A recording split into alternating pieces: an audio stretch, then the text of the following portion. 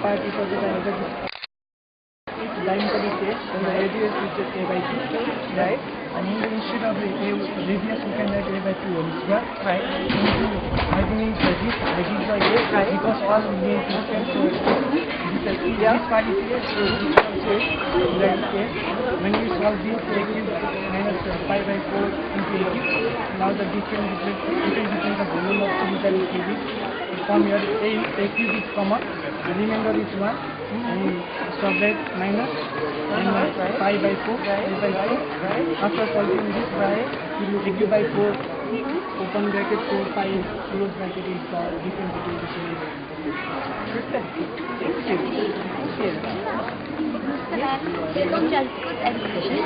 Today I am here to say about the difference of volume of cube and this cone. As you are seeing, this is a cube and a cone is described in this cube. The volume of this cube is a cube. We are supposing the height and also the diameter of the cone as a. As we know that diameter radius is half of the diameter, so the radius will be a by 2 as diameter is a.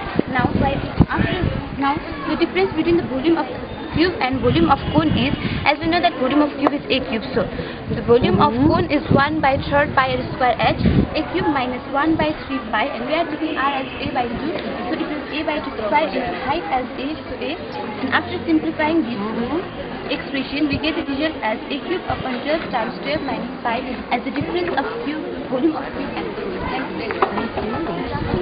Today I am here to tell you about the difference of the volume of the cube and the sphere. Oh, okay. This is a cube, and here is sphere is inscribed in this cube. Volume of the cube equals to a cube, and the volume of the sphere equals to 4 by 3 pi I cube. And in this figure, the height of the cube and the diameter of the sphere is equal.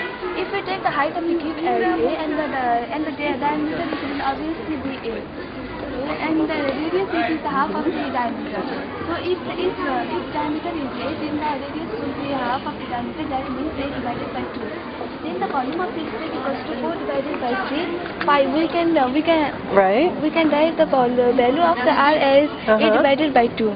This while simplifying the result, then we can get the conclusion that 1 by 6 pi a cube.